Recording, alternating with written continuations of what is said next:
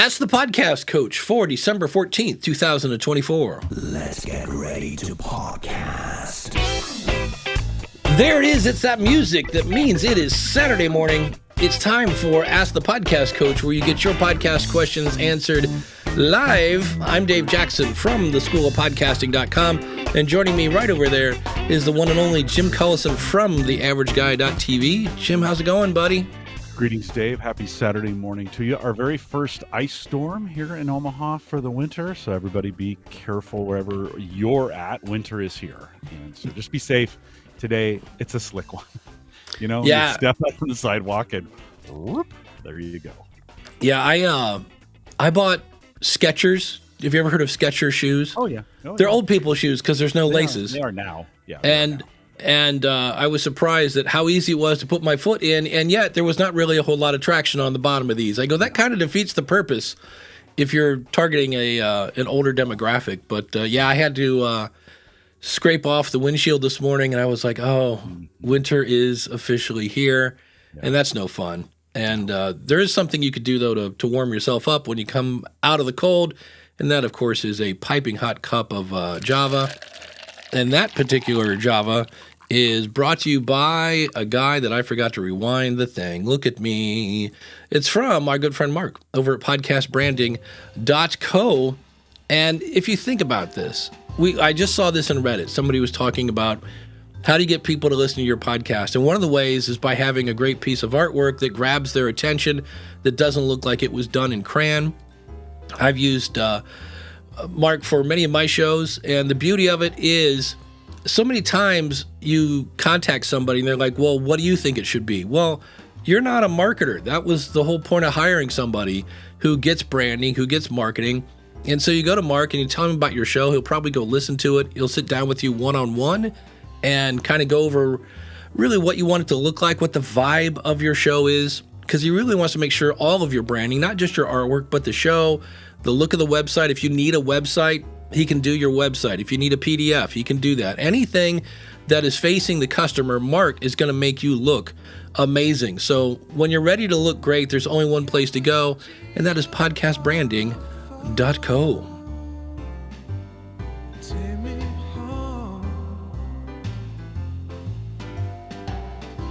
And, of course, big thanks to our good friend Dan Lefebvre over there, based on a true story podcast.com. It's the holidays, Dave. All podcasters are starting to review, what do I want to do in 2025? What should I, right? We're all reviewing our stuff. This may be a good, if you're an interview show, if you interview people, it's always good to listen to how other people interview other people. Maybe get some tips. Dan does a great job of it. If you need some tips or tricks on interviews, might be good. Just pop out in a few of his podcasts and listen to him. Based on a true story podcast.com. Dan, thanks for your sponsorship. Yeah, it's one of those things I just do now. It's kind of annoying, but when I listen to a podcast, I'm listening as a listener for the content, but I'm also kind of stepping outside and listening to the questions and just kind of taking a peek back. One of the things, did I talk about Hallmark marketing yet on this show? Oh, start again. Let's. Yeah, I can't remember. So one of the things we do on Thanksgiving is my sister-in-law watches Hallmark movies, like when Halloween hits. And so one of the things we do on Thanksgiving is my brother and I watch football, and then we end the night by watching a really bad, and to me that's kind of redundant, really bad Hallmark movie. And what I thought was interesting is there were like Burger King and Nissan. Nissan made 3 commercials because it was the new movie. Like, hey, it's the first new movie, Sunday night, here it is, or whatever it was. And they had an ad at the beginning of the movie, and it was making fun of Hallmark movies. Like they were like doubling, like, oh, it was a brother and sister, and it's like, oh, are you waiting for a Hallmark moment? And she's like, yeah. And he goes, well, what about this guy?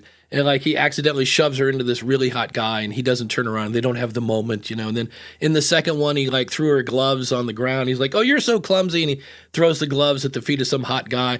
But I was like, they're making fun of the whole thing. And I just thought, wow, that's really, like, I've seen this when I go to movies now where I saw the the movie Red One when it was in the theaters, the new Christmas movie, and they had a bunch of ads that were geared towards that movie.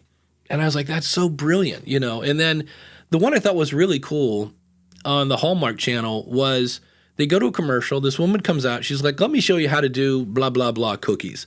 And she's like, do this and that, add this, sprinkle that, put it in the oven for 6 minutes. Blah. And then when you take it out, get some clear cellophane, do this and that, and wrap it up. And there you go. You've got your cookies. And then all that came up was a giant red spoon that said Betty Crocker. And I was like, oh, holy cow, that was an ad. Like, I thought it was just like some weird thing.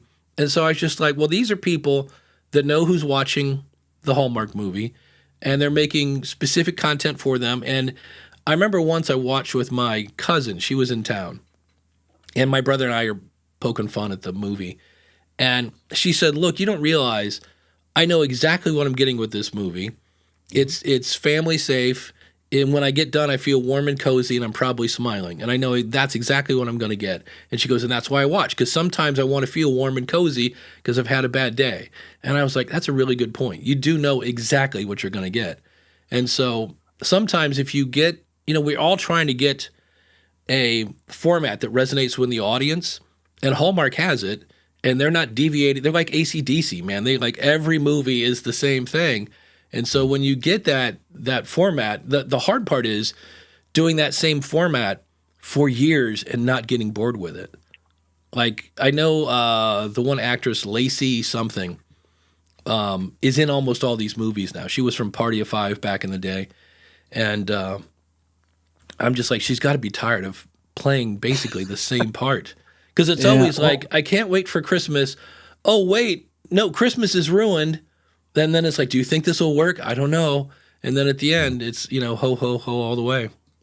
Yeah. That's the definition of brand, by the way.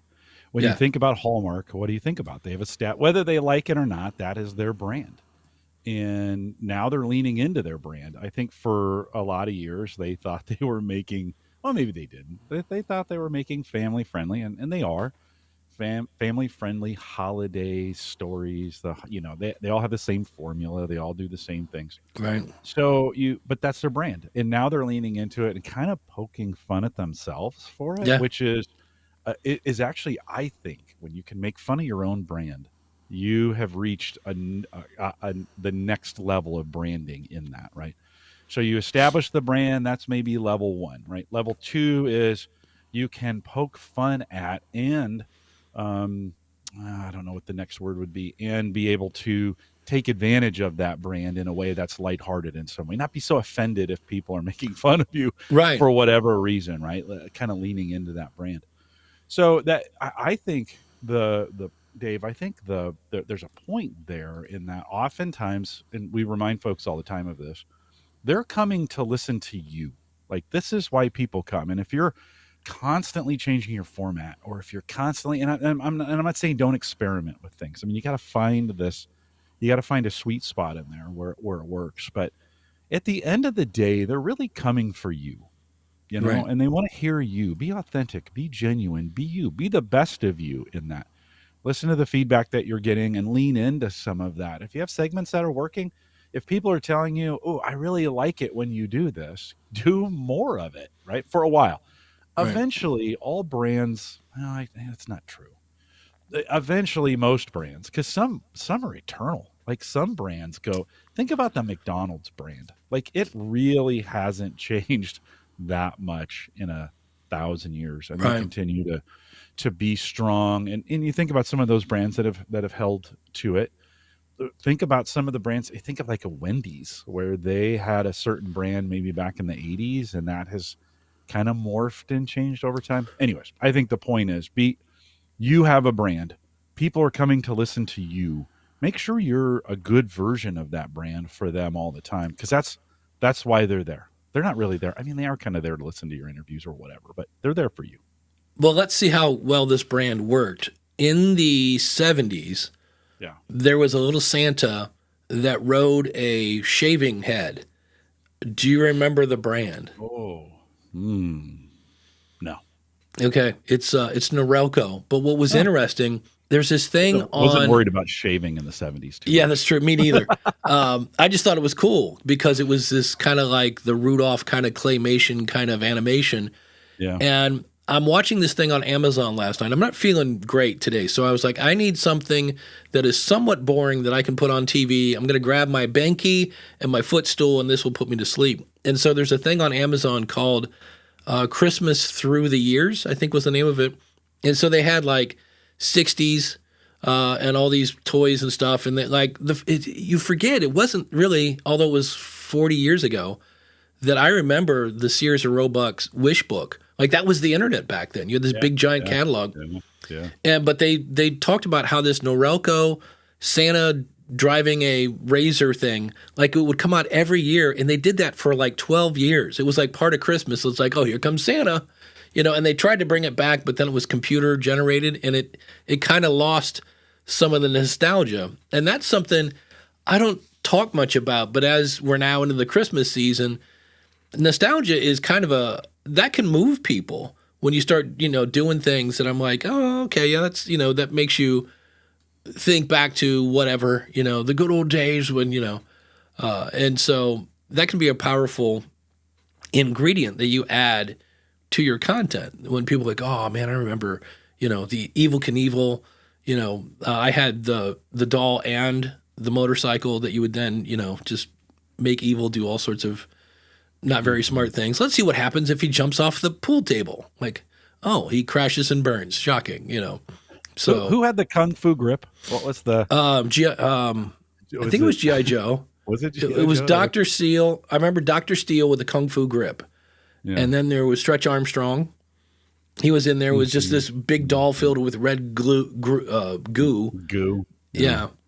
Yeah. But yeah, I think it was GI. I just remember I had Doctor Steele, and he had an arm that would karate chop. It's weird how low tech toys were back. They showed the old Mattel football game that was basically just you moving a bunch of red dots on a screen. And Remember just the football game? You'd put the football players on there and turn oh it yeah, on. put on yeah, and they would just fall over. Operation. Yeah. Yeah. Yeah. A good walk down memory lane. I think we got some opportunities in. Listen, all of those things had, GI Joe with the kung Kung fu grip. when kung fu was cool. We all have opportunities to find those things. I think you are a giant. Every time you speak, you're a giant advertisement for yourself. And so you've got some opportunities in there to be known for something. Dave, you've got your hit it ladies. Okay, Yeah. that's an ad for you in a lot of ways. If all of a sudden you stopped opening school podcasting with that, if you just, hey, it's Dave, I'm here, we're doing our thing today, you would have listeners who would say, well, wait a minute, what are you doing? Why are you right? So it's those. I think you have to think through the segments of your podcast and say, where am I showing my brand and making ads for myself without making them ads? What are you doing consistently that people really enjoy? Because that hit it, ladies, is a moment. Those voices come in, and that's a moment for you to create engagement with your listeners. If they didn't like it, they'd have been gone a long time ago. So you know the ones that are listening, they're okay with it, right? Because Right. you do it consistently. So I think those are important. I think maybe as at end of years, we're thinking about end of year things. I think podcasters could spend a little bit of time instead of trying to think through how they can get more listeners by gaming people on the internet or whatever. Right. You should be thinking about, hey, where are my brand spots in the podcast that I'm doing? What's my personal brand look like? How am I being intentional in my personal brand?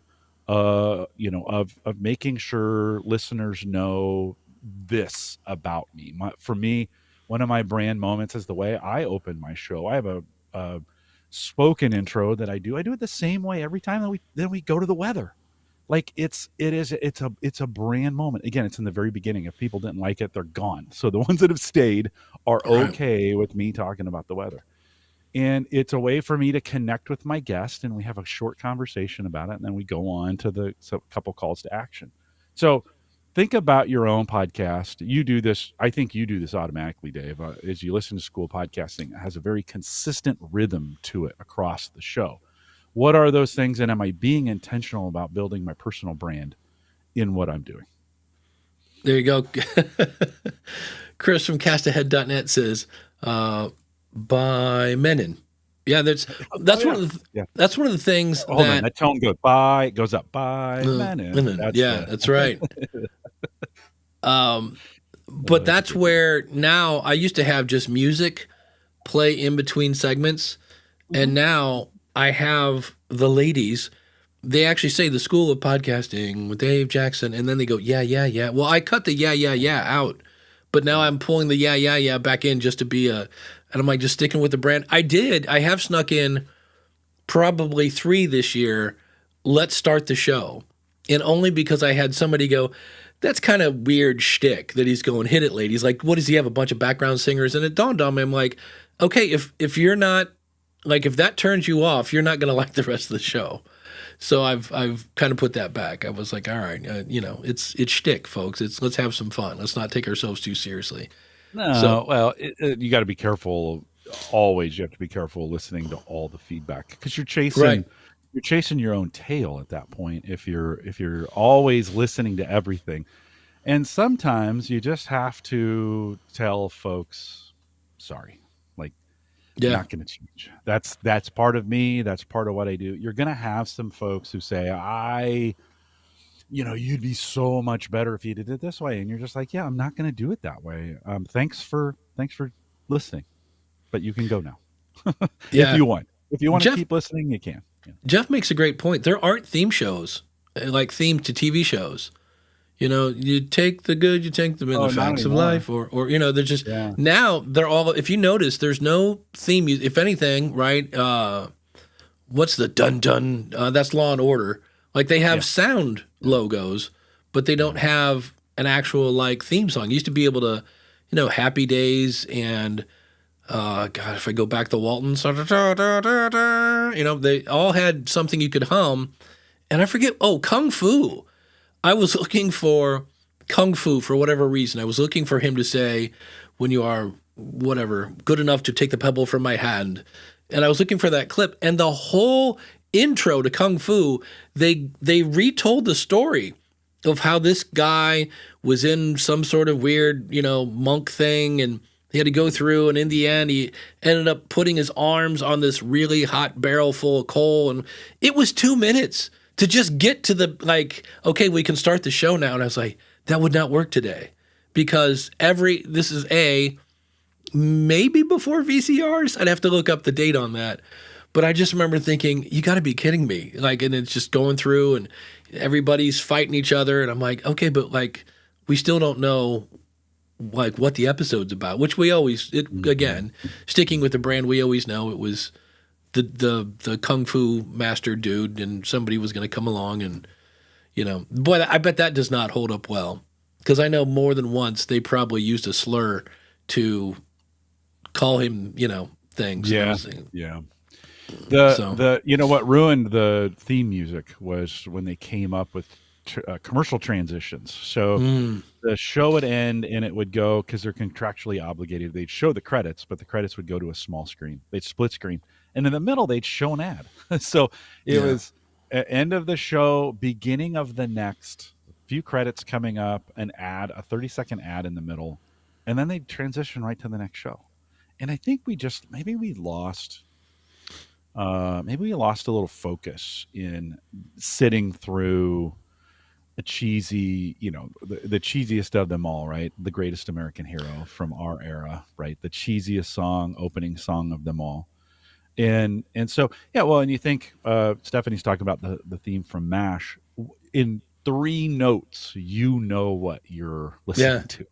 Or what you're getting ready to watch. Bum, bum, bum, bum, you're in. Bum, bum, bum, bum. I guess that's 4 notes. Yeah, and it's time to go get a Coke or a Pepsi, head to the couch, hit the bathroom if you haven't already, because you've got about a minute and a half before Klinger's going to do something silly, Yeah. And I wonder if that was it. Maybe that was it. The fact that we can like we tape it and we can go back and rewatch it over and over and over, that we don't need that warning shot that, hey, the show is coming on and Yeah. there was no way to tape it or whatever. So Well, I think we were already beginning to transition to a YouTube style where I know when I watch a YouTube video now, as they're doing their outro, I've already moved on. Like I'm Right. like, okay, I know they're done. Or I look at the progress bar and I'm like, oh, they're done. They're just gonna try and give me some call to actions and I don't need them. So I'm already going to the next YouTube video. I think they began to see the light that, hey, just get started, right? Just get in here and get started, get some things done, get going, get moving.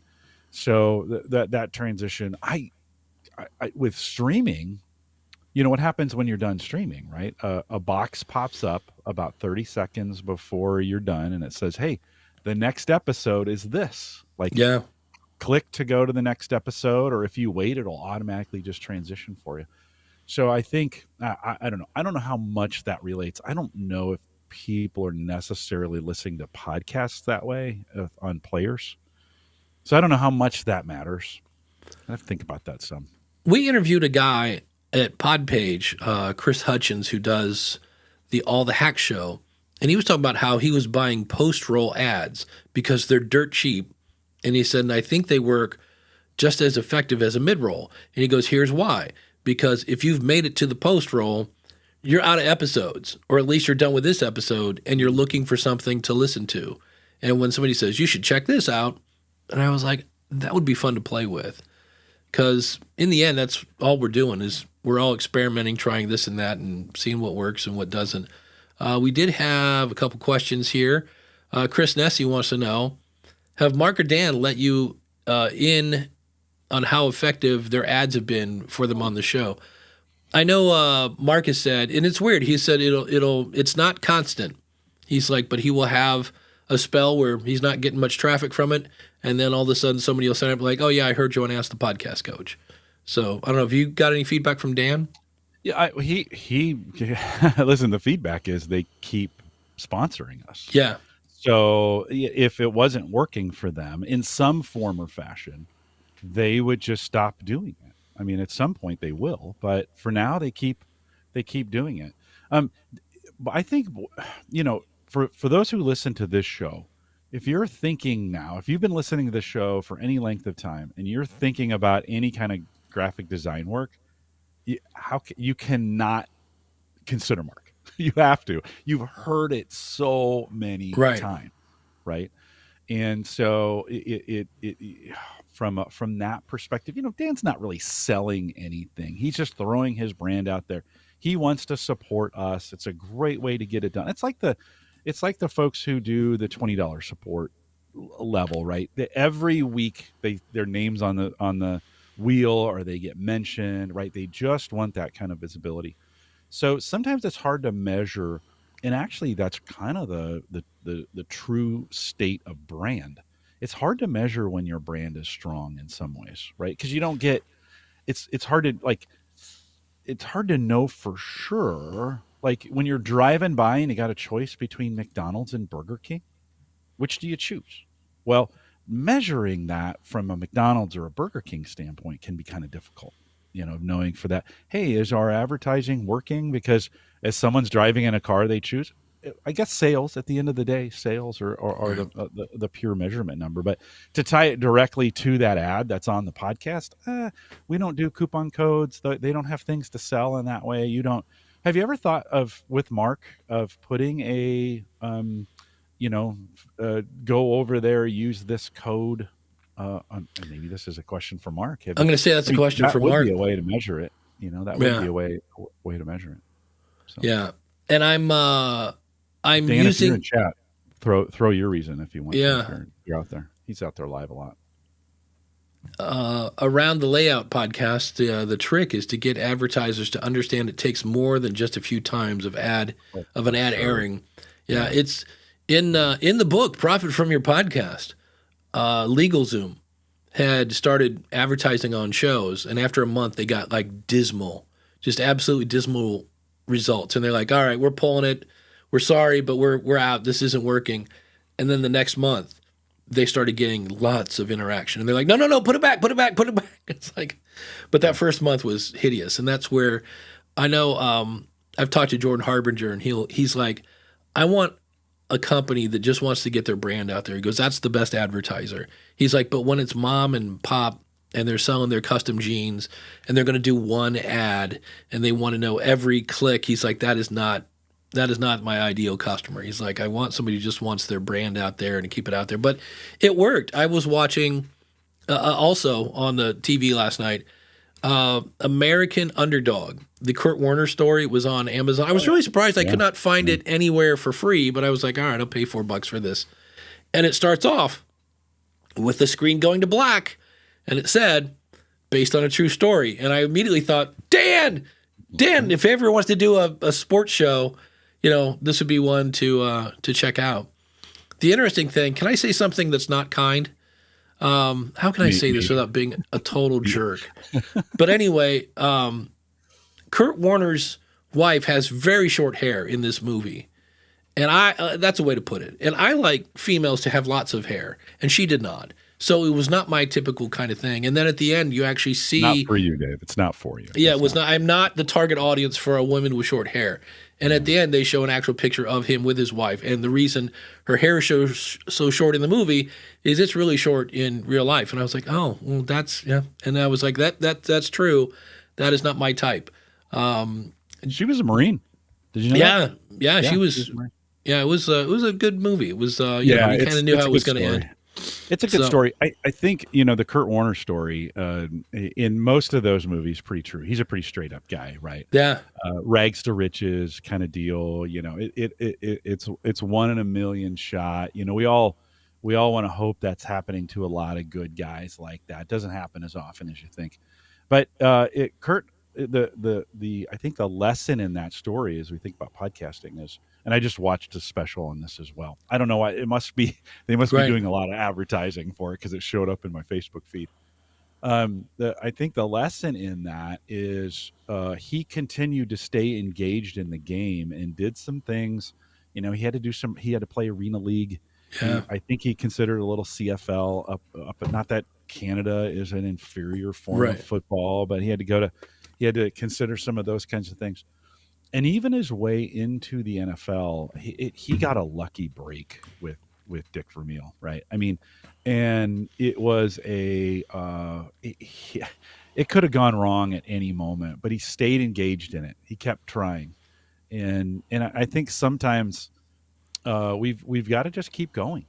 You're like, how do you get to the bottom of this? You're like, man, nobody's listening to this stuff. Well, okay, and listen, for every Kurt Warner, there's 500 other people not named Kurt Warner who didn't play quarterback for the NFL and win a Super Bowl magically.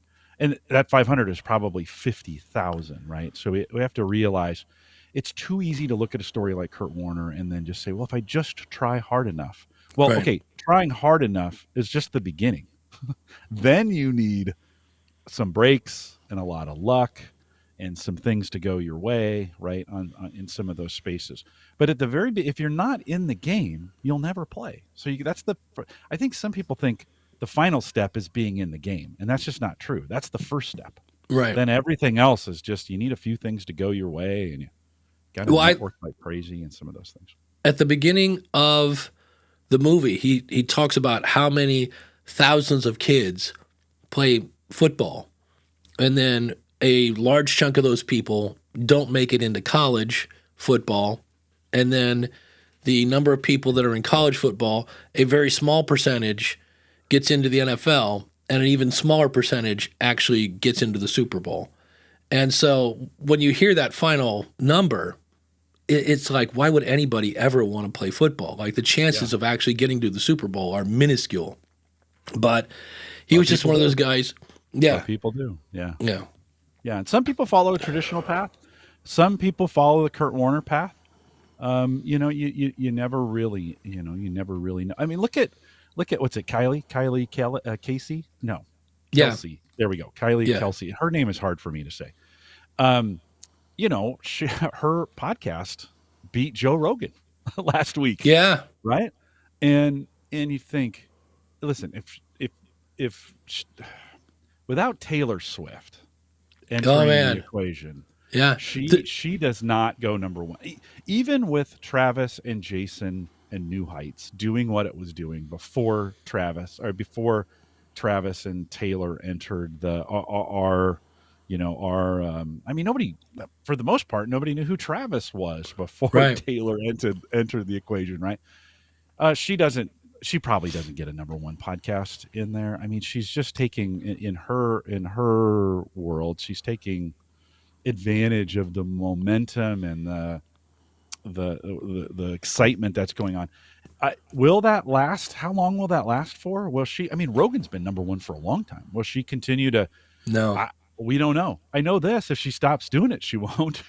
Right. And she might if she keeps doing it, but certainly there's a lot of things that she's taking advantage of. A lot of momentum that is there.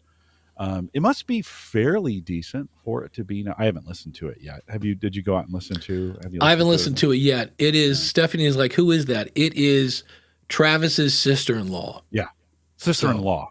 Yeah, Jason. So Travis and Jason have New Heights.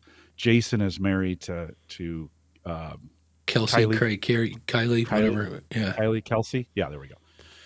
So yeah, just the sister-in-law. And certainly mom of three and a salt of the earth to put up with Jason. I mean, he's kind of a meathead. Let's just be really clear. So she's fantastic, a salt of the earth person. We'll have a pretty successful podcast for a while if she. The interesting thing will be how long does that last for? Because if it's not interesting, eventually it'll just kind of. Even the most popular podcasts or the most popular people. Even Michael Jackson faded. Is somewhat at some point. Oh, that's probably not a great way. Yeah, I'm gonna say there were reasons people quit listening to Michael Jackson. I don't know that. That was a pun that I did not intend. Yeah. Well, no, I remember. This is again back in the day, right before Apple. There was a thing called Podcast Alley, and they had charts. And in true podcast fashion, we obsessed over the charts. And I remember. There were always people that were at the top, and then all of a sudden, out of nowhere, somebody came in at number one. Well, it was this internet marketing guy that had this huge list, and he told his audience, go vote for me at Podcast Alley, and it shot him right up the charts, and people went over and listened to it, and it was absolutely horrible. It was just no way. Yeah. And consequently, the next week, he was right off the charts. So much like American Idol or The Voice, you can get your stuff in front of people, but it's your goal to then keep them. Can you get them coming back? And that's where, that's a lot of pressure if you think about it. Like, okay, I'm launching the podcast and, just to tie it in with this morning conversation, guess what else is on Hallmark? You guessed it, a Hallmark movie and Mama Kelsey is in it. Like, she's in it. A bunch of people from the Chiefs. It's like a Kansas City Chiefs. Because again, who's their audience? Females. What do females listen to? Taylor Swift. So if you can make an adjacent Taylor Swift Hallmark movie, you're going to get more people. And it's horrible. Yeah. I mean, it's worse than you like. Mama Kelsey is not an actress. She plays a waitress in it. And, when you walk in, you're like, hi, can I take your order? Like, that's not good. That's just not, But it'll be interesting. John has an Ecamm question. He says, with Ecamm Live, you can stream on multiple platforms. Do you stream on other platforms? If not, why? I stream on the things that haven't broken. So I stream on YouTube, and I think I'm on LinkedIn. Twitter became a pain in the butt.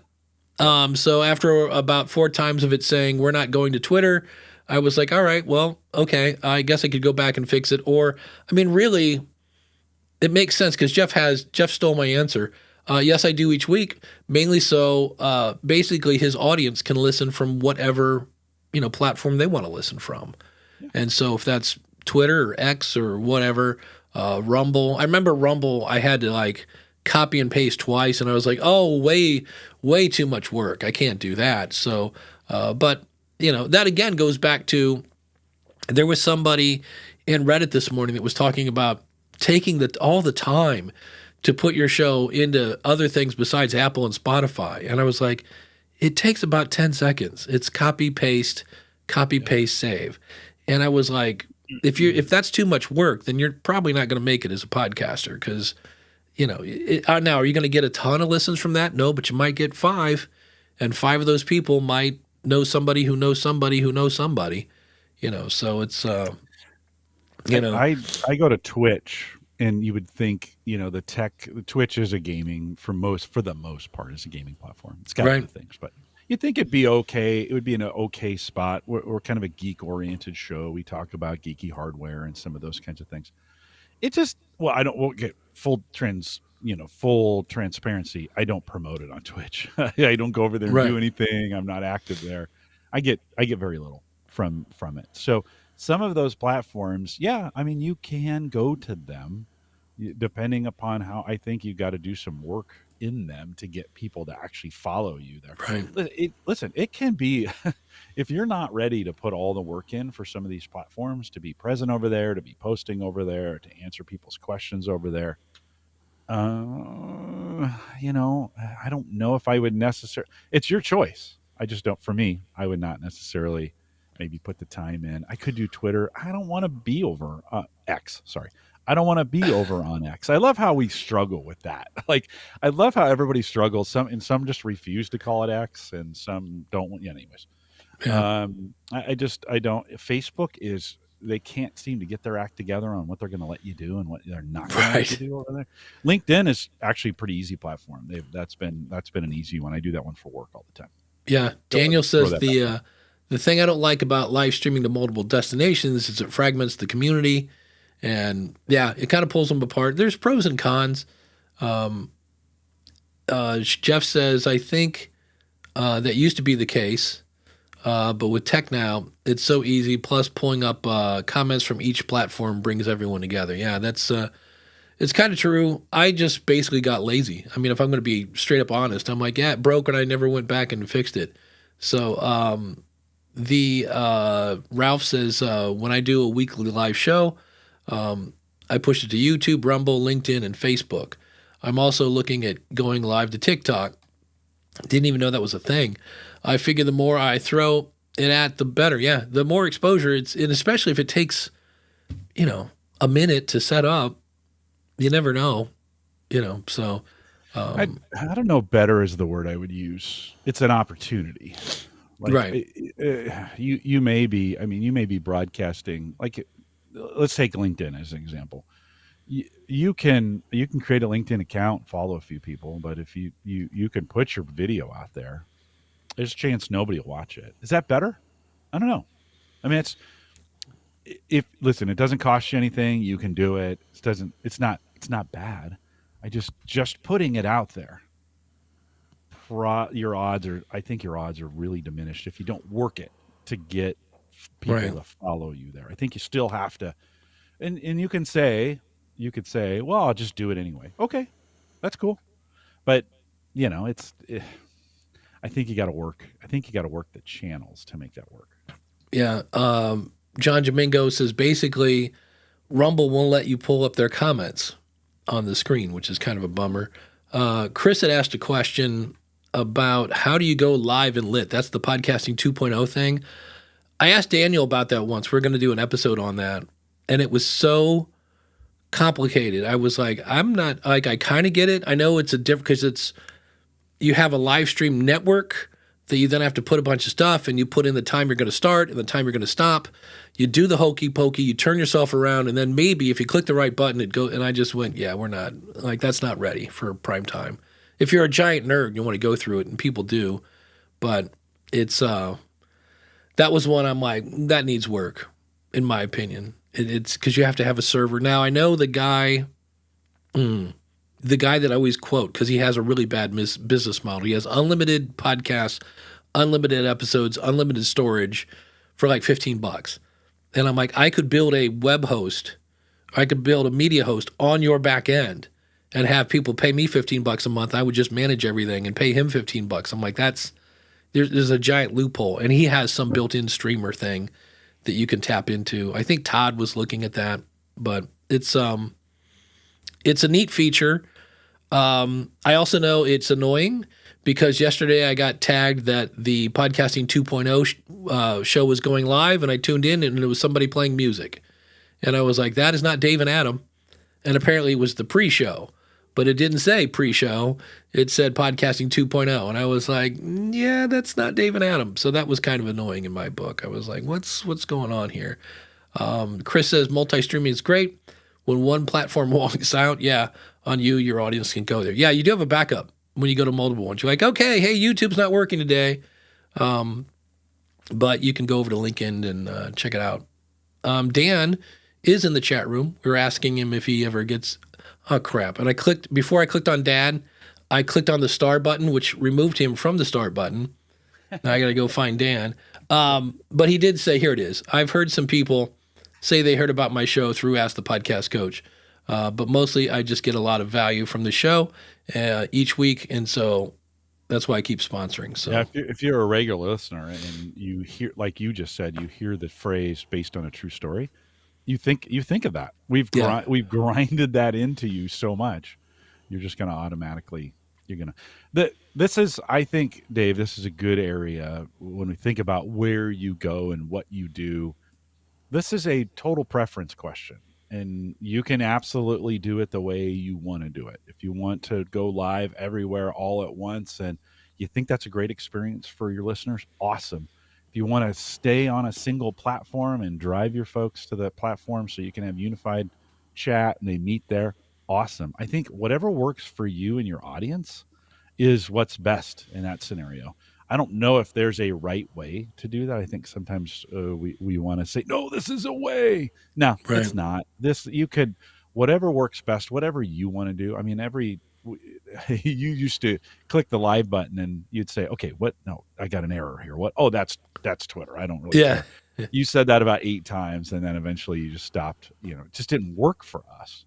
Could we do it? Yeah, we probably could if you and I made an intentional effort to draw in some X folks out there and say, yeah, we're going to be on X and we're going to support it and we're going to chat out there. It takes some extra work. Could we? Yeah, sure.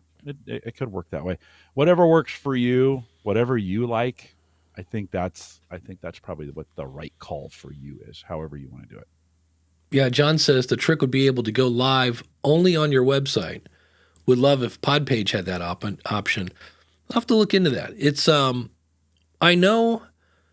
I think it's on YouTube. Like I remember when we used to be able to embed this on Ask the Podcast, like /live was a page on my website, which was great because now I can put buttons there that say, join the School of Podcasting that you look at for 90 minutes. And I know you can kind of do that. What I don't know is when you embed it, do you get the chat? That would be stupid to have the show over there with no chat because that's what makes the show 90% of the time. Right, so right. that would be cool. You can go live on your website. I mean, there's 1,000 different ways to go live on your website. Why I don't only okay. That's you could self-host that and do some things to I don't know why you'd want to. I mean, if you're going to use any kind of service to stream like YouTube and you're going to embed that in, yeah, it's going to be available in other places. But you go to theaverageguy.tv/live. That's on my website. That's when we're live, a little bit of code. Maybe I'm misunderstanding the only thing. I mean, I have a live page. It's pretty easy to do. Yeah, so Randy says YouTube embeds do not include the chat. See, that's a problem because I could embed it on my site. Now, granted, I have, askthepodcastcoach.com/live, but that just redirects you to YouTube. So if I wanted it to actually be a page on my website, that would be, something Ralph, to do. You could, if you decide to self-host this, I mean, there's solutions that you could do to stream to a player on your page and do that. Don't ask me what they are because nobody uses them, and they're really difficult. And you're paying for all the bandwidth and all the pieces to do that. You could do that if you wanted to. There's some that's not outside the realm of things. I just don't know why. Well, if that's what you want, you could look into some things of streaming directly to your website if that's what you want to do. That technology exists. We used Chatwing back in the day because to unify the chat solutions, I put the video because this was the problem too. I put the video on my webpage and we had a Chatwing chat service below it, and you could come in and do it that way. That was one way to kind of unify the chat. Chat services are not they're as old as the internet itself. So you could embed a chat on your page, Yep. So yeah. Excellent. Dave says, or Ralph says, along the chime lines, I'm working on an audio brand for my show so that with just a few chords, my listeners and viewers will know where they are. Yep. I want to, in my free time, I want to take na na na na na, whatever the notes are for the School of Podcasting. I want to take that and then kind of in a very Brian May from Queen way, make that on the guitar. And so just to get those, I'm going to use those, whatever 4 or 5 notes as my audio brand. Now, I don't think that's going to get me more listeners. It's just a lovely Vulcan mind meld that, you're listening to the School of Podcasting. I will say this, now that I've worked for 2 companies, there's something that people are doing, and it's getting towards the end of the year, so things are going to slow down. Do I need to, let's see. Let's do this. And now, it's time for a power rant. Hey, congratulations. It's the holidays. Things are slowing down, and you have a chance to do something to help your show grow. And you're going to obsess over what I feel are silly things like, I don't know, line spacing on your website, gear that you don't need. It's just, I see it every year. It's like, well, and like right now, I just feel bad. And I was over in Reddit this morning, and every single, well, I don't want to say every, most of the posts where people were mentioning that they were overwhelmed and they were trying to get started, but there was so much stuff. Guess what they were adding, Jim? What's that, Dave? That would be video. They were all, I'm trying to start a video podcast and I can't figure it out. I'm like, you don't have to, again, look, if you want to do video, do video. It's free, be a YouTuber. But the ones that were really struggling were like, I'm trying to do this podcast and I can't get my camera and blah, blah. And I was like, you don't really have to do video. But a lot of them were just, instead of, because the hardest thing is to figure out what does my audience want so I can give it to them. And that's what we should be spending our time on. And instead, we're trying to figure out, should I change that banner to have a border that's 3 pixels or 5 pixels? Because that's what's wrong with my podcast. It's the border around the banner that's not quite right. And I'm just, when I see this, I'm just like, there are so many better things to be fun. And it's a rabbit hole. I get sucked down these from time to time, but I'm just like, really, it all comes down to knowing who your audience is, finding out what they want, and then give it to them. And when I see people focused on, maybe I need a different boom mic arm. Oh, was the other one like dropping your mic into your lap? No, it works fine. Then why do you need a new one? That's just one of those things where I'm like, oh, here we go again. We're going to focus on all this stuff that makes really, in the end, probably no difference to your audience. I had a producer at work say to me, where I think I mentioned this, you're changing microphones. And I was like, well, what's wrong with the current one that I use? Well, I'm getting you a better one. Oh, okay. He goes, I don't like the arm in the shot as well, so we're going to change that too. And, okay. So they put it in, and I used it this week, and I was like, okay. I mean, it works. It's fine. Is it earth-shattering? Are people going to stop watching or listening to the podcast because I changed my microphone? Maybe. I don't know. But it happened. I'm just going to roll with it. It'll be fine. I now have a SM7B at work, and it comes up on the shot like this. There's no arm that you can see. I've always had a arm in the shot. Does it really matter? I don't know. Well, I guess we'll find out as we. It makes me think you're a podcaster. It'd be like okay, here's a video of this race car driver, and he's got a helmet in his shot. Well, yeah, they wear helmets. He's a race car driver. Like, yeah, that's. Oh, you're a podcaster. Okay. Yeah. All right. Here's a fun one, Jim. Ralph wants to know, what are the worst things someone can do as they launch their podcast? It's a timely question. And the one, Jim, you want to guess what I'm going to say? Obsess about your stats? No, I don't know. No, mine would be, and I do not, I understand why they do it. I just go, yeah, but that's not and that is don't get any feedback on their stuff. I saw a guy today in Reddit. Hey, I'm looking to promote my show.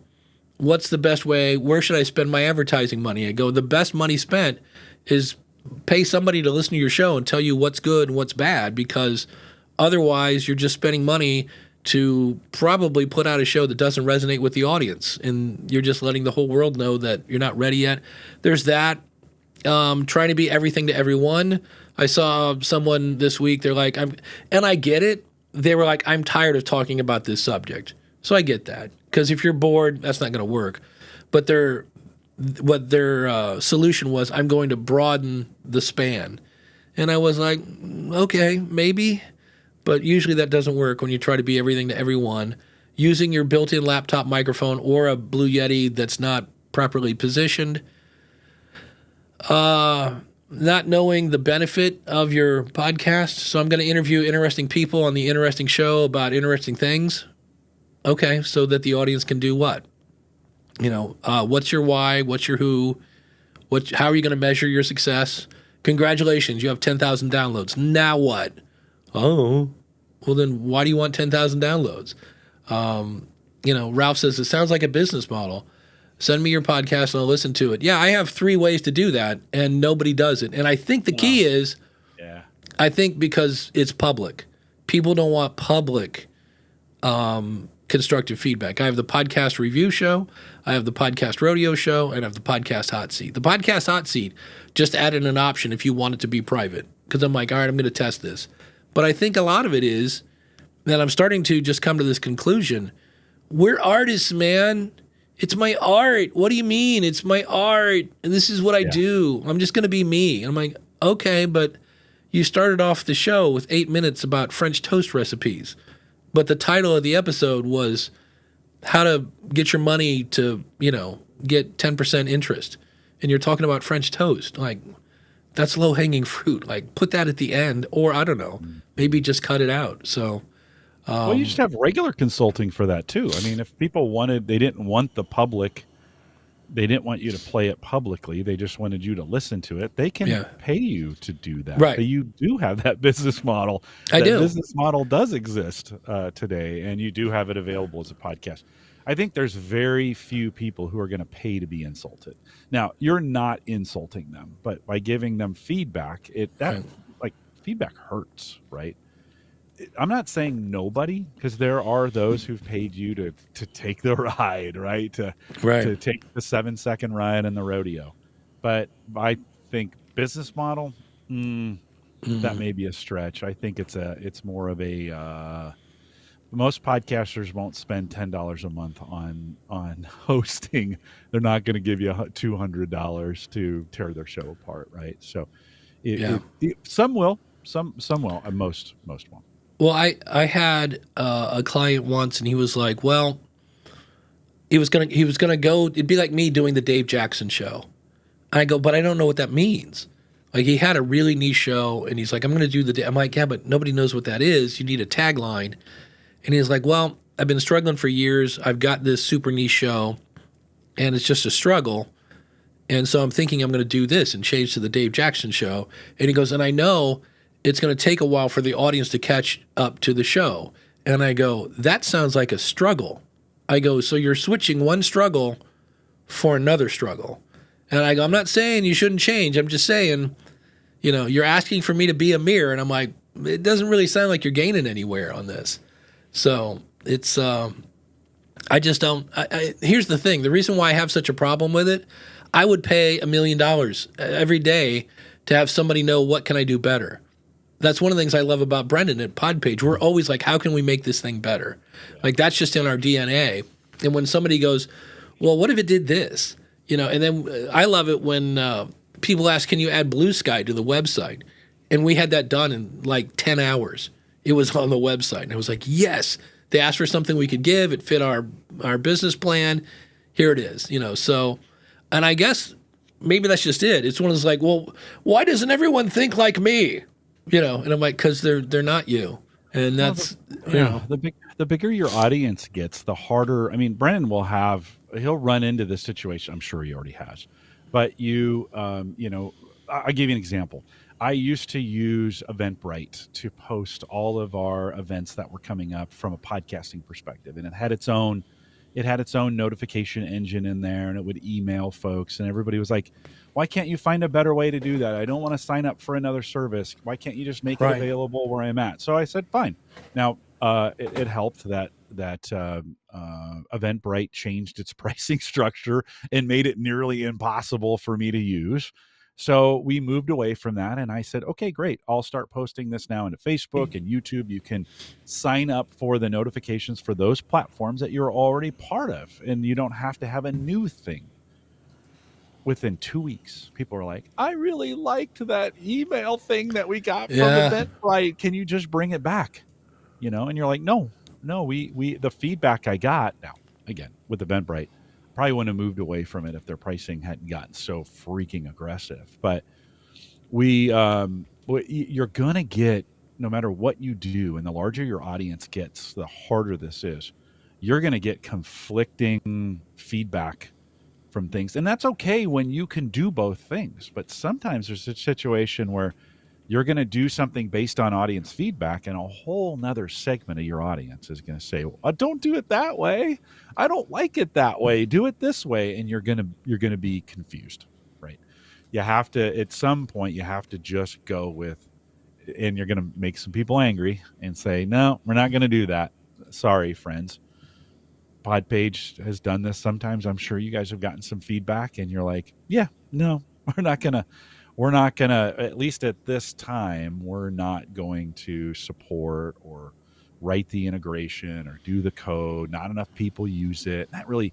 You always find that one passionate user who swears that, no, this is the future of the internet. You have to do this. And that's the one person on that platform. And you're like, yeah, no, we're not going to do it for that. Sorry, friend. We'll have to go a little bit longer. So be careful, friends, on this. Like when you think about feedback, you're going to run into that situation eventually where you get opposing sides, and they're going to be, in some cases, they're going to be split. You're going to end up making half of your audience angry.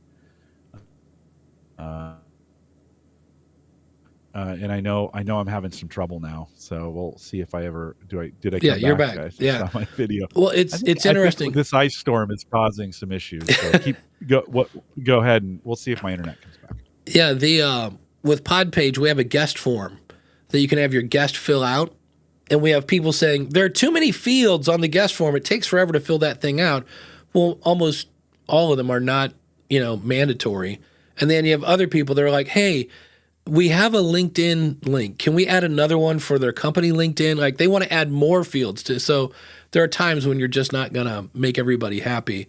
Dan says feedback usually means more work, and many new podcasters are already overwhelmed with how much work is in podcasting. Yep, that's true. Randy, on the value for value front, I had an episode bring in 18,907 stats this week, split between myself and the musicians. Featured on the show. It was awesome. Yeah, that's something they're working on the back end of that now. There's like in January, whatever we were using to do that is going to break, and so I keep listening to hear what they're going to do. John says there are two types of feedback. There's technical feedback. How do I sound? How do I look? And then there's content feedback. Do you like the content? He says I think most people would take technical feedback over that. Yeah. And then Ralph says, wait, you have an info. Do I have any info on the Blue Sky integration? I believe it's under settings, social something. And then you can basically put your link to you on Blue Sky as you can on Twitter and Instagram and Facebook and Bookface and Chatbot and whatever else. I believe it's under settings, is where you can do that. Yeah, and then John says the value for value issue for me is Bitcoin. I'm not going to use Bitcoin, and then we're off to the races in the chat room. So that's one of those phrases, Bitcoin, that can get people just up and going and going cray-cray on each other. So, which is not really the case here. But let's take this time, speaking of people going cray-cray, you should be going cray-cray and supporting the show. It's really easy. Just go to askthepodcastcoach.com/awesome, And this show is brought to you by the schoolofpodcasting.com, where you can plan, launch, and grow your podcast. It gives you access to courses, unlimited coaching, and a really awesome community. You can use the coupon code COACH when you sign up, and that comes with a 30-day money-back guarantee. And we are using Podpage when you go to askthepodcastcoach.com. That's using Podpage. You can try Podpage by going to trypodpage.com. And we are using Ecamm. We talked about that earlier. If you want to check it out, askthepodcastcoach.com/Ecamm. It's a great, for me, I really like the live streaming tool, really flexible. And if you need more Jim Collison, and who doesn't need more Jim Collison, well, then just go over to theaverageguy.tv and check out his show, Home Gadget Geeks. And it's time for the supporter of the week. As we go to the wheel of names. Will it be the ladies over at Flame Alive? Will it be Craig over at AI Goes to College, or Randy at Bible Bites, or Shane at Spyberry? Oh, by the way, Jody Kringle, congratulations from the audio marketing show, won an award. I'm not sure what the award was, but it sounded good. It's a marketing kind of thing. So congratulations to Jody on winning the award. And at this point, we will let the wheel spin and see what comes up here. It looks like it's going to be... Ooh, is it Ed? Is it Chris? Hard to tell. It's Ed over at soniccupcake.com. If you need somebody to edit your show, Ed Sullivan is the guy you want to go to over at soniccupcake.com. Ed, thanks for being an awesome supporter. And if you are listening now and you go, this show, it saves me time, it saves me money, saves me headaches, and it keeps me educated, well, then you should go over to askthepodcastcoach.com/awesome and become an awesome supporter today. You don't have to do the Wheel of Names. That's $20 a month. Prices start at $5 a month, and that's just your way of saying, hey, thanks, Dave, for showing up every day, even when you can't breathe and things like that. So you're doing pretty well for as sick as you are. So good work. It hasn't sounded like it. So whatever meds you're on, you're doing really well. Yeah. John says, can I buy some Cray Cray coin with my Haktua coin? Yeah, she got into a lot of trouble. I think just starting your own coin, everybody I know or that I hear about, I don't really know anybody that started their own coin. It seems to backfire on them. I know depends when you get in on us, to be honest. Yeah, there's a guy on he's called CoffeeZilla. And he's actually doing this thing. People used to do this on TV. It's called, what is it? Oh, that's right, reporting, where he actually goes and investigates. Yes, he actually does journalism and some really in-depth stuff. And he's found where people start these coins, and then they basically just turn it into a giant scam to get everybody to buy a bunch, and then they sell a bunch, and they make money, and everybody else gets hosed. And I'm like, that's something that... you should fully know what you're doing before you're going into some of these. I mean, 90% of them, I made up that number. That's not an official number. 90% of them are pump and dumps, right? Just get in there, bunch of marketing, pump it up, do some things. The quicker the coin gets available on some of these services, the better chances of them being a scam. I mean, really, most of them, if not all, are giant scams. I mean, Bitcoin has value, but like what... Well, we're not going to talk about that, but you got to be very, very careful with those. Please be careful with your crypto. John is saying, I'm assuming Haley Welsh is the Haktua girl, which is sad when you don't really know her name. I just know her as the Haktua girl, but she didn't put out an episode this week, and it would have been her most listened to episode. Absolutely. I know the No Agenda show, when Hunter Biden got pardoned, and that's kind of a political show where they pick apart the media, and they have a live chat, kind of like we do. And the live chat was much higher than usual. And they're like, everybody wants to know what we're going to say about Hunter Biden. And so, everybody was like dying to hear what she's going to say. And instead, she didn't say anything. And I'm like, And because eventually you got to come back to the microphone. Got talked about because of it. Like, that in itself is a brand move, right? All of a sudden, we're talking about it. We never talk about her. Right. And so, here's where missing a show actually may, in this situation, may have actually got her more notoriety than doing the show. Yeah, but if she had put out an episode, she would have more control over the narrative, maybe, than letting other people just call her names or whatever. Right. Yeah. I've never heard. Have you ever heard of Roger Ver? Is facing 100 years to life in prison. That's why I don't do that stuff. It's like, nah, Yeah. I'm just gonna pass on that. Don't All right. be a bad person. Don't be a Yeah. bad person. Don't Just be break a the good law. person. Be a Yeah. good person, for God's sakes. This is something I saw earlier in the week, and that is, I have a podcast that I would like to relaunch and grow a following. Does anyone have any recommendations on how to do this? And this, again, I think is one of those things where people just overthink it. It's like, well, how did you launch the show? Well, you figured out what your audience wants, you give it to them, and then you tell them to come listen. And I go, when you relaunch, nothing changes. And the one thing you don't want to do is start off with an apology. Hey, I know it's been 9 months since I've done a show. I'm really sorry.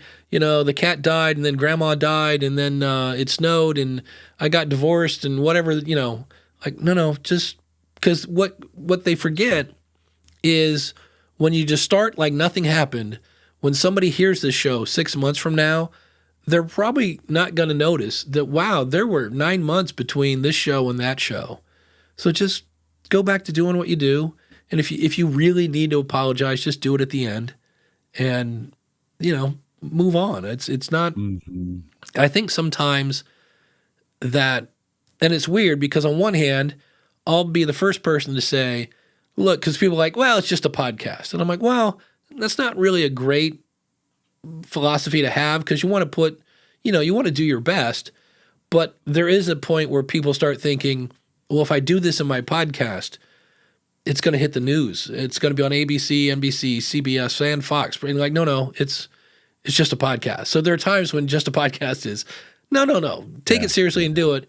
And there are other times when you think, oh, my podcast is, and I'm like, well, I don't know that many people are going to be doing that, So here we go.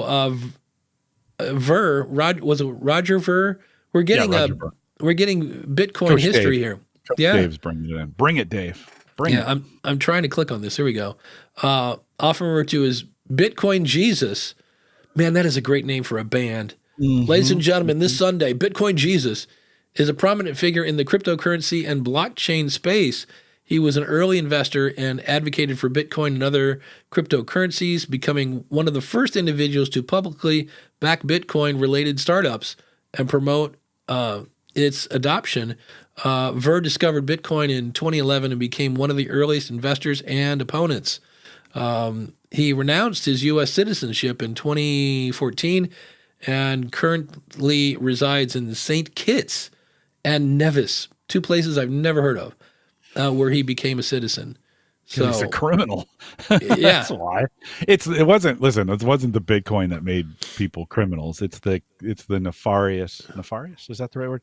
It's the Sounds good. activities that they did around it to swindle people, the misinformation that they used to get people to give them actual cash. I mean, this is with Bitcoin. I mean, it doesn't, the only value it has is in the energy and the money you pay to create these things, right? So, but all these activities that a lot of these folks lied and cheated people out of their money, right? Yeah, it's just seemingly that's how most of the people have made their money off of it. Yeah, Coach Dave says he had controversial legal issues. There we go. In the early 2000s related to selling products on eBay. So he says he's arguably not a criminal. Well, I guess we'll let the courts decide. Courts decide that. Yeah, for sure. Yeah, that's kind of interesting. Well, there was that, I forget his name, Sam something, SMB, SBM, SJM, whatever his name was. He goes by initials. He said the whole time, I was just trying to do things that were helpful to people, and it got away from me. Like, right? Really? You think? Got away from you? Yikes. Yeah. Here's another question. Opening for Bitcoin Jesus is opening for Jelly Roll. I like that, John. Good job. Nice. That would be a good fit. Yeah. Hey, I got a podcast that's not showing up after publishing.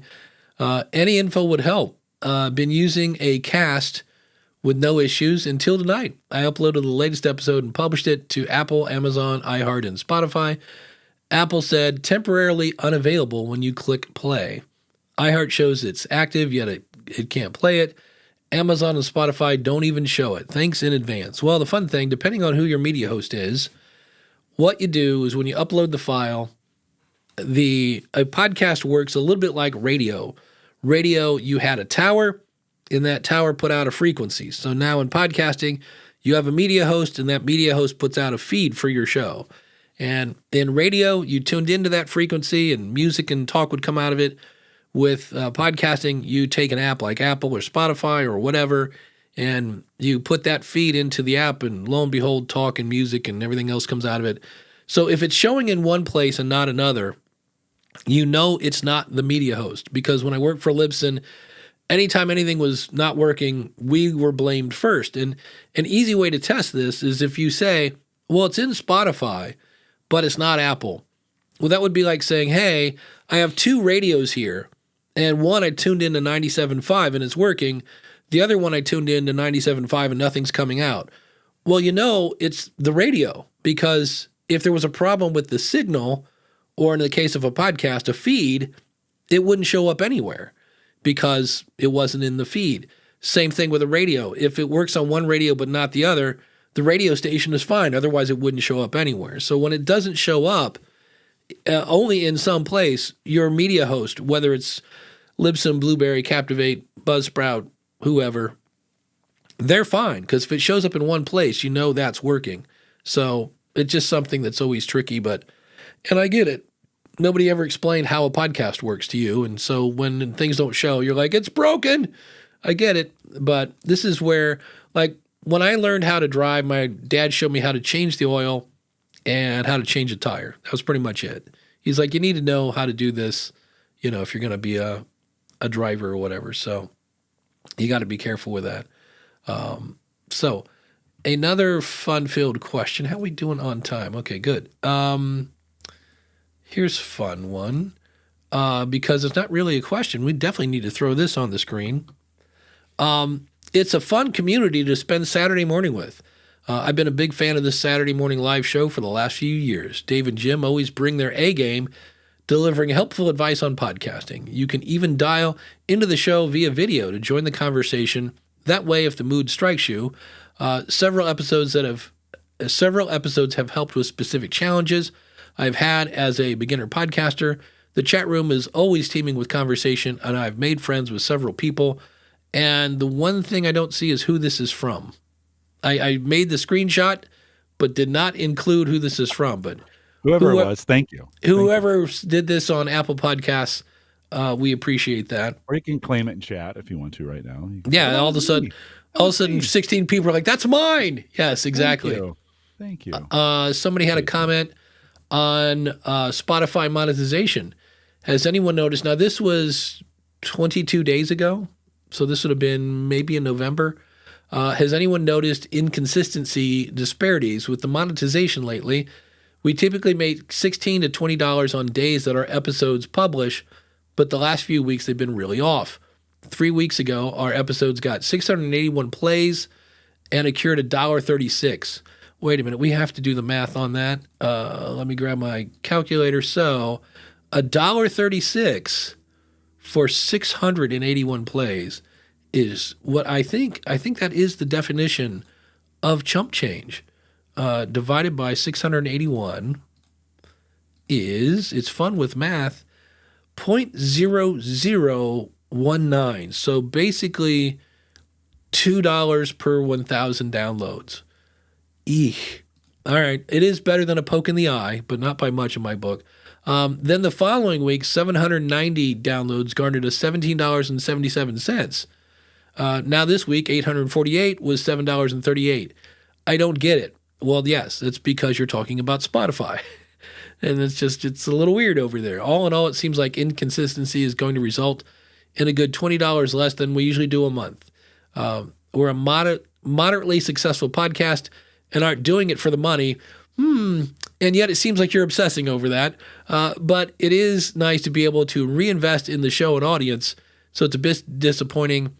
Anyone else experiencing anything like this? This is where, to me, I get it. Programmatic ads are, it is income, but it's always, I mean, that one was 2 cents, $2 per 1,000 downloads. And yeah, Randy kind of has, he's got the puking emoji next to Spotify. So, But if you could just scam people to listen, maybe when they land on your website, it automatically starts. Remember when we had those discussions about automatic plays that would start when you hit your website, or you put it in Reddit or whatever, and you can get it that way? Don't scam people.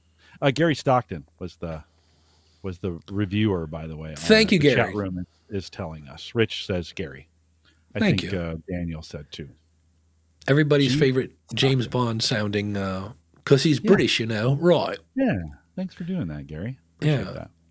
That's always nice. It is. I mean, the chat room is the magic of the show. Let's just be really, really clear about that. You and I babble on about blah, blah, blah things all the time. The chat room does a really nice job of keeping things rolling. You were pre-show. You were like, "Hey, you got some stuff?" And I'm like, "No, but the chat room will definitely." Yeah, that's true. So, speaking of the chat room, Stephanie has a question about your mic arm.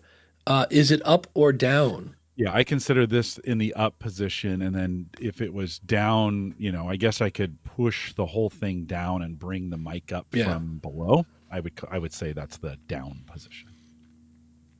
Yeah, I never, again, kind of going back to the things we obsess over that we probably shouldn't.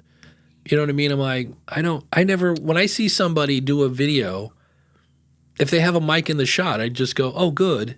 I'll be able to hear them. Yeah. I never really look at like, oh, it's covering half their face or. Well, I like it in the up position because I like to type, and I don't if it's coming straight at me. And listen, you could come from the side in a down position and come up, but I'm always running into it with my hands. So the reason I do it this way here is because I have very active shows. If I was not typing, I'd probably bring it down from the bottom and bring it up, and it would be just fine. But I've always been in shows where I've been typing, so that's why I keep it that way. Yeah. Let's see. We have 10 minutes.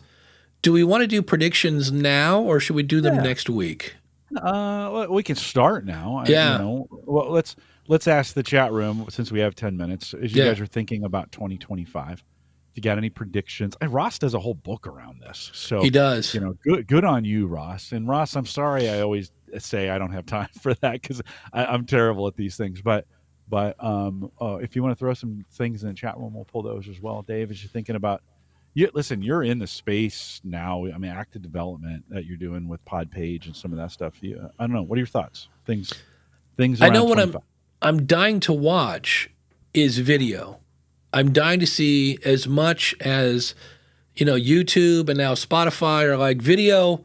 It's the future. And I'm like, I'm doing some research now because I just was like, well, maybe it is.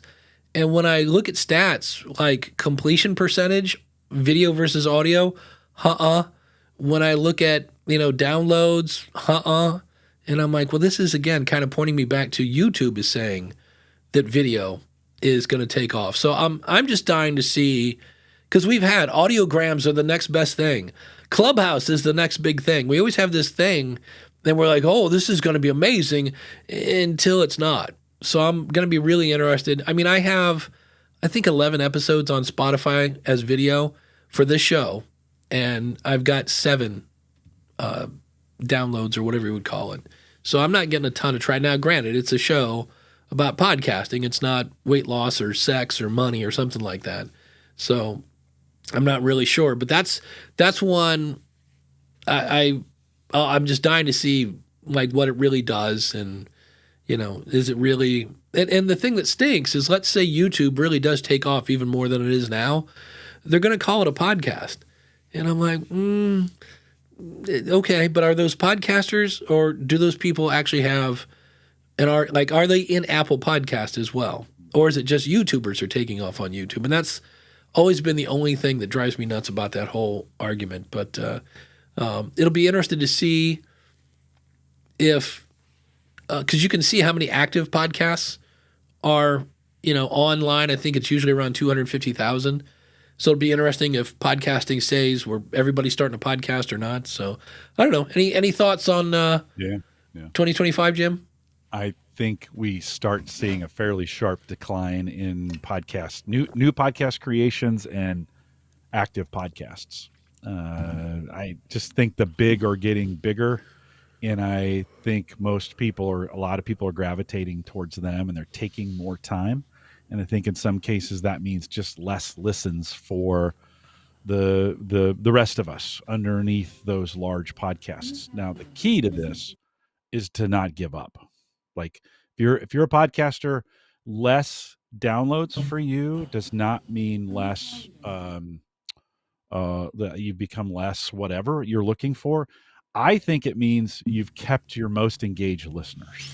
So make sure you do everything you can to keep them, and they're going to be very, very valuable to you. They stayed around, especially if you've been podcasting for, let's say, 3 or more years. They're going to be more valuable to you. They're going to be more engaged with you, and you're going to have more opportunities with them.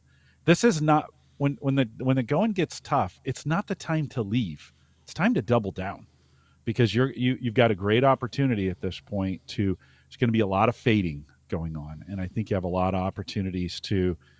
Will you see a meteoric rise at some point? I don't know, but you've got right now. You have your best audience you've ever had. And so make sure you're doubling down on them, and you're giving them even better content and even more of your time and even better things. I think now is the time to do that. So don't be discouraged by that. Actually be encouraged that some of the cruft, is that your word? I think that you use that a lot. Some of the cruft is moving on. And we may, I think in 2025 and in 2026, we may see some clarity for those who stay. That would be that's one of the things I think about. I think we'll probably see, obviously, more AI used to create content. I will say, having AI kind of polish your content, that's cool. Sure. I've done that a couple of times where I've written help desk articles, and I'm like, hey, how can I write this better? And they're like, what about this? And I'm like, oh, that is so much better. So, but having it write the content, I'm still not sold on that. But I like when I write the content and then have it polish it up. That's going to be a thing. It'll be, I'm sure, Kyle and Sheila over at Google LM. That'll be interesting to see how. I'm going to assume eventually we're going to be able to tweak them a bit, so it just won't be the same. Maybe some more voices. Maybe it'll be Kyle, Sheila, and Karen, and Bob. And, somebody else that, if we could get somebody that doesn't sound quite so white, that would be a benefit as well. Get some accents going on in there and British, and, it's so American. Maybe get a little diversity in the Kyle and Sheila boat. That would be helpful. So Coach Dave wants to know what's going to be causing the new fading. I just think the big podcasts have gotten really big, and I think a lot of folks, we hear this in our chat all the time, right? From listeners, how do I get more listeners? If everybody knew how to do that, it would have been done already, right? And so I just think a lot of podcasters, we've been doing this long enough. I just think a lot of the small ones will be like, I just don't want to do this anymore, and they just start fading. And I just think we're going to see 2025 will be a year where the trends begin to go the opposite way. Yeah. And we see less created and less new episodes on a regular basis. I guess Daniel might have some of these stats around this, but sure. That's what I think. I think the attention spans have just kind of shut off a little bit.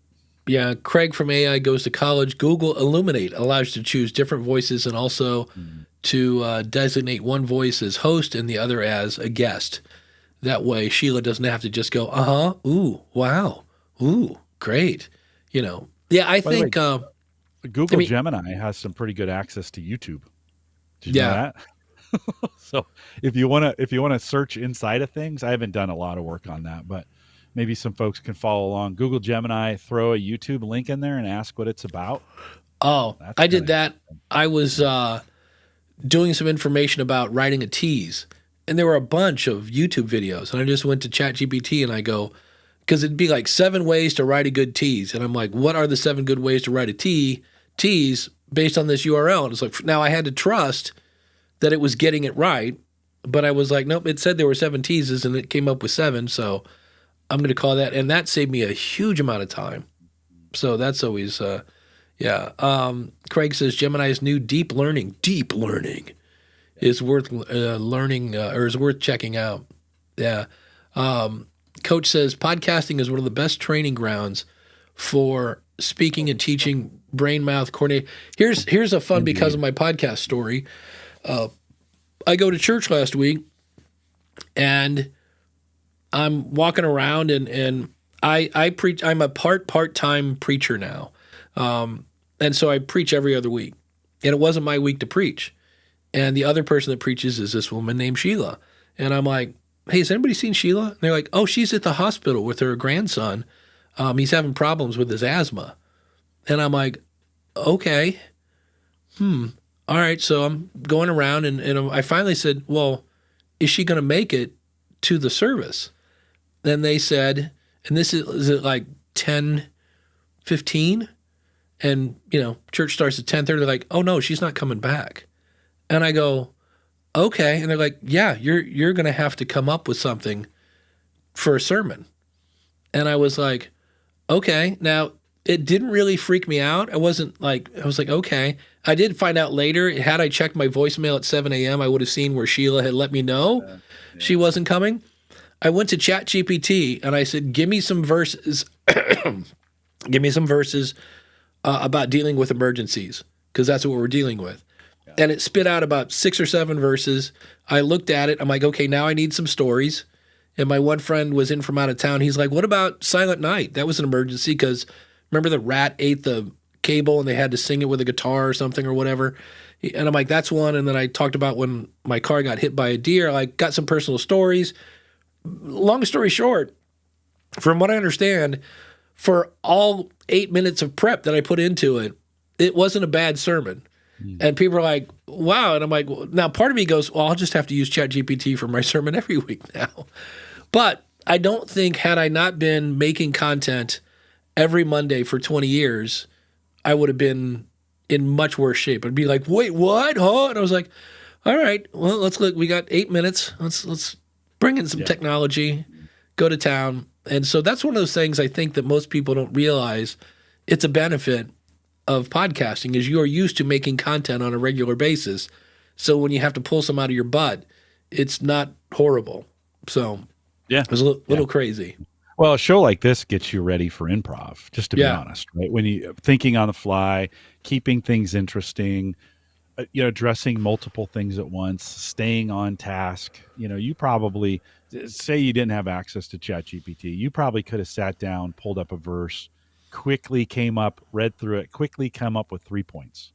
Right. And then filled in a few things. I'm going to go here. And then you could have probably just started talking, Dave, to be honest with you, and sharing some things, bringing in some things from the past or whatever. You do this now, and Coach Dave, you're right. I spoke this week to a group of 8th graders, 7th and 8th graders, virtually, a bunch of students from around the state. And we were talking about podcasting, and I said, from a communication standpoint, having a podcast is a great communication tool to teach you how to do that. And so, yeah, you're absolutely right. It's good practice. Good practice to do that. I think it's worth doing. Should everybody have a podcast? I don't know. I think they should. I just don't think they should all expect it to be Joe Rogan. That's for sure.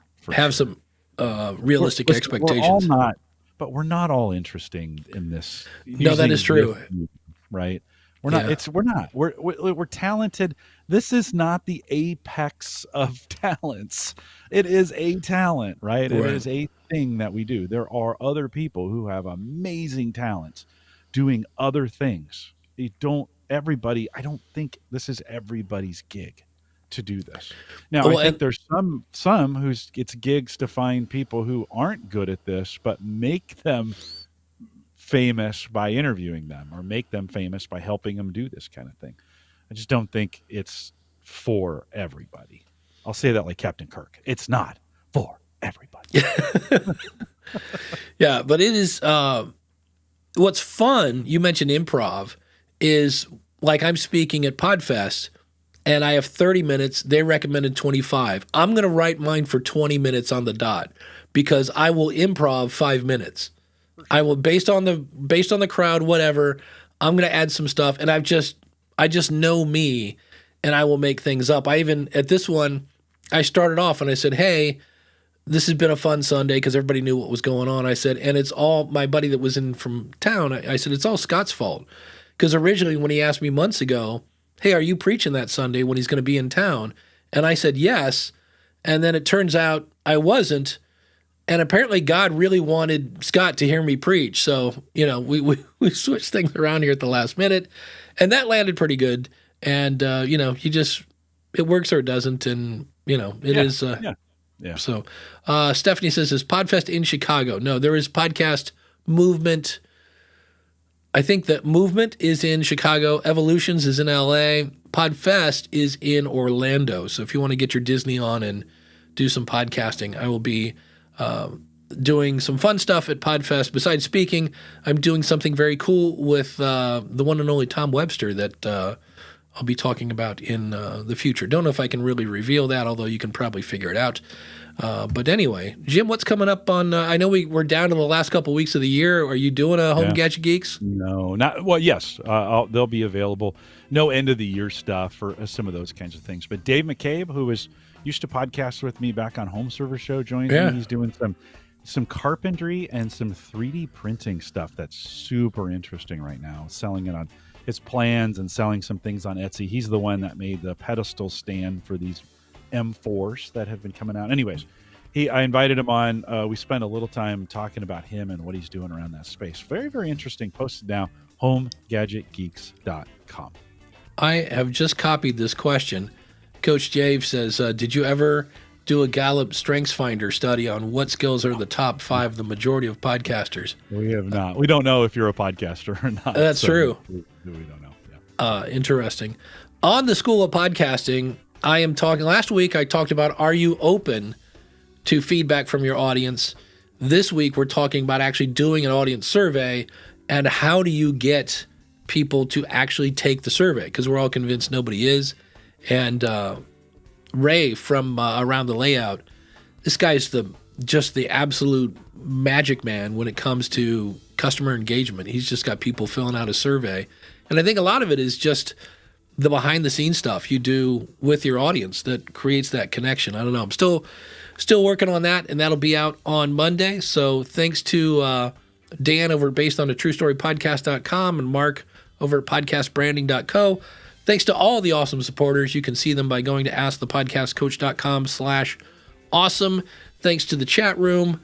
And I still have 5 seconds to kill. So I don't know. Now's the time mine sprockets when we dance. I don't know. Like, subscribe, and ring the bell if you're watching here live. And we'll see you next week with another episode of Ask the Podcast Coach.